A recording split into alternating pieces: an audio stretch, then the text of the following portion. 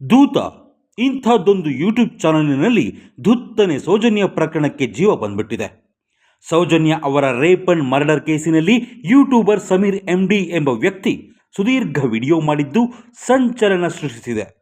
ಇದ್ದಕ್ಕಿದ್ದಂತೆ ಸಮೀರ್ ವಿಡಿಯೋ ಎಷ್ಟರ ಮಟ್ಟಿಗೆ ವೈರಲ್ ಆಯಿತು ಅಂದರೆ, ಕೇವಲ ಒಂದು ವಾರದಲ್ಲಿ ಕೋಟ್ಯಂತರ ಮಂದಿ ವಿಡಿಯೋ ನೋಡಿ ರೆಕಾರ್ಡ್ ಸೃಷ್ಟಿಯಾಗಿದೆ. ಆದರೆ ಅಷ್ಟೇ ವೇಗವಾಗಿ ವಿಡಿಯೋ ವಿರುದ್ಧ ರಾಜ್ಯ ಪೊಲೀಸ್ ಇಲಾಖೆ ಕೌಂಟರ್ ಕೊಟ್ಟಿದ್ದು ಬಳ್ಳಾರಿ ಜಿಲ್ಲೆಯ ಕೌಲ್ ಬಜಾರ್ ಪೊಲೀಸ್ ಠಾಣೆಯ ಪೊಲೀಸರು ಸ್ವಯಂ ಪ್ರೇರಿತವಾಗಿ ದೂರು ದಾಖಲಿಸಿಕೊಂಡಿದ್ದಾರೆ.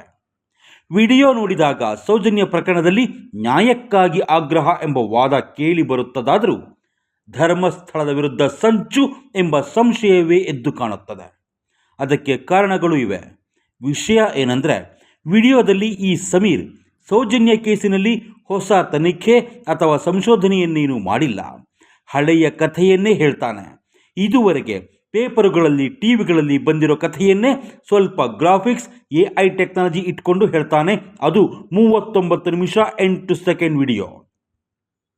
ಆದರೆ ಅಲ್ಲಿ ಸೌಜನ್ಯ ಕೇಸಿಗಿಂತ ಸಮೀರ್ ಹೆಚ್ಚು ಆಸಕ್ತಿ ತೋರಿಸೋದು ಧರ್ಮಸ್ಥಳದ ವೀರೇಂದ್ರ ಹೆಗ್ಗಡೆ ಮತ್ತು ಮಂಜುನಾಥನ ವಿಷಯದಲ್ಲಿ.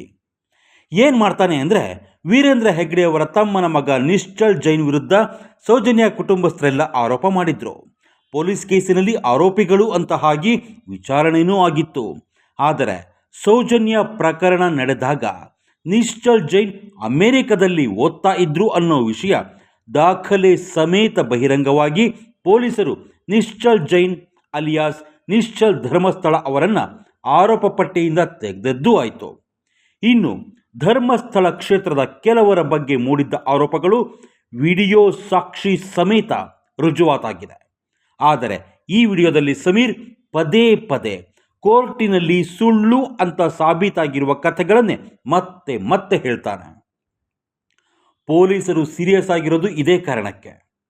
ಕೋರ್ಟಿನಲ್ಲಿ ತನಿಖೆ ಆಗಿ ವಿಚಾರಣೆ ಆಗಿ ಸುಳ್ಳು ಅಂತ ಸಾಬೀತಾಗಿರೋ ಕಥೆಗಳನ್ನು ಸತ್ಯದ ತಲೆ ಮೇಲೆ ಹೊಡೆದಂಗೆ ಹೇಳ್ತಿರೋದು ಯಾಕೆ?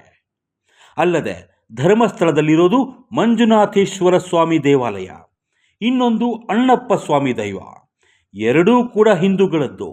ಹೆಗ್ಗಡೆಯವರು ಜೈನರು, ಅವರಿಗೇನಿದೆ ಅಧಿಕಾರ ಅನ್ನೋ ಪ್ರಶ್ನೆಯು ದೂತ ವಿಡಿಯೋದಲ್ಲಿದೆ.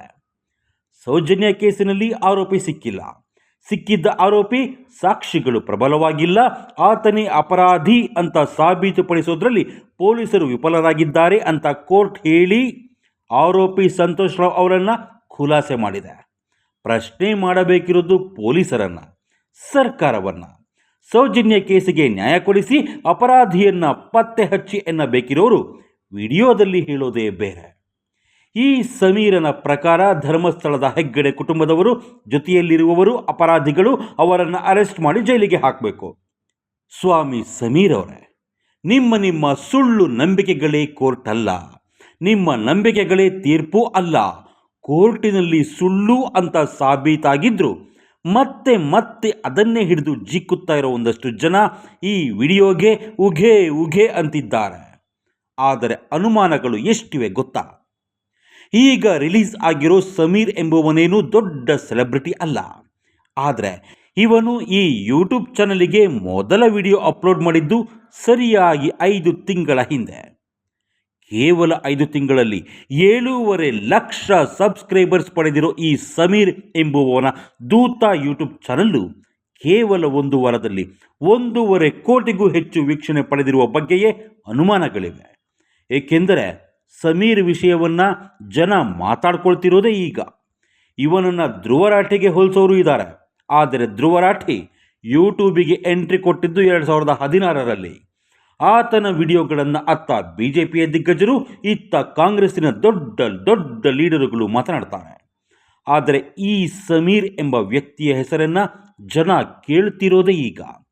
ಟೋಟಲ್ ಆಗಿ ಸಮೀರನ ವಿಡಿಯೋ ನೋಡಿದವರಿಗೆ ಅನ್ನಿಸೋದು ಏನಂದರೆ, ಆತ ಹೇಳ್ತಿರೋದರ ಉದ್ದೇಶ ಸರಿ ಇಲ್ಲ.